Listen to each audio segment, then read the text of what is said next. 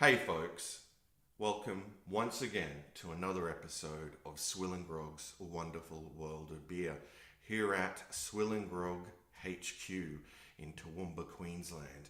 Now I'm sitting at the bar this time and we're looking at a brew that my good mate and fellow Aussie beer reviewer Jez was kind enough to send me.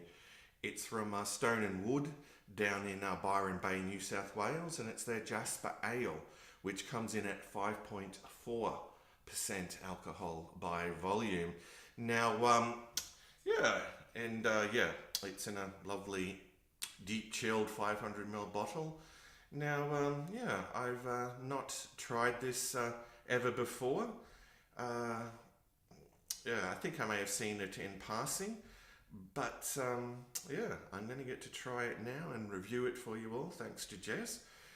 So, as far as the style goes, the blurb on the label seems to indicate it's a hoppy red ale. So it says that it pays homage to the hinterland village once known as Jasper and reflects the volcanic soil of the northern rivers. The tropical fruit aromas come from the generous additions of Galaxy, Enigma and Mosaic hops.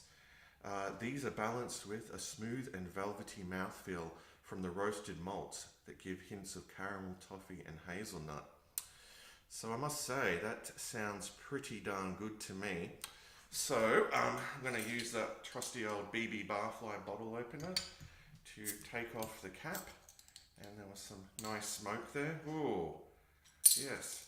Oh, it's quite an active beer, so I better pour it quickly into this glass that my brother was kind enough to give me from the Cotswold Beer Festival of 2014. Okay.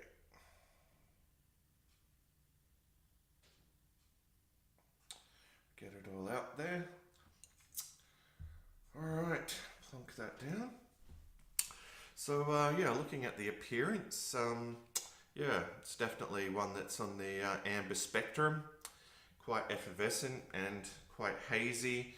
Got almost what you could call a fine ring of off-white head, or maybe even beige head. But it does look awfully good. So let's move on to the aroma. Okay. There's a presence of tropical fruits there, although it's relatively faint. Alright, so that brings us to the most important part of the review, the taste test. So let's dive into this one, folks. Cheers to you all, and a special cheers to Jez.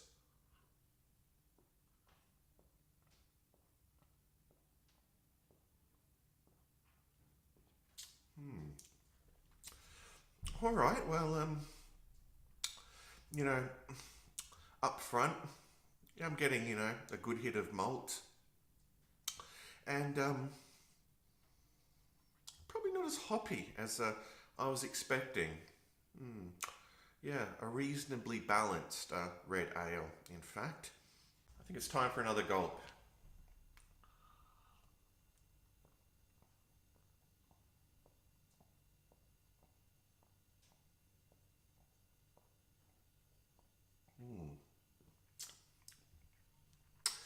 It's definitely got an interesting flavour about it. Doesn't quite blow me away, but it's certainly drinkable. And, you could probably have a few pints of this and, feel quite pleasantly toasted, as I often say. Also, it's very rich and full-bodied, and to me, it's one that you could perhaps enjoy a little bit more, during the winter months. It'd be nice to go into a pub where they had this on tap and knock back a couple of pints. All right, and as for the price point, well, again, I can't cover that off. You probably pay a pretty penny for it because it's a craft beer, and we're in Australia. But yeah, Jez was kind enough to send this to me, so Yeah, the price point really isn't relevant in this instance. Okay, so probably time I wrapped this up and gave it a score out of 10. So let's have one last gulp.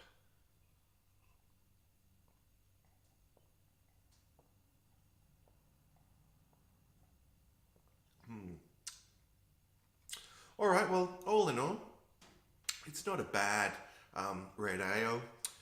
Probably not as good as the yeah, blurb on the label leads you to believe.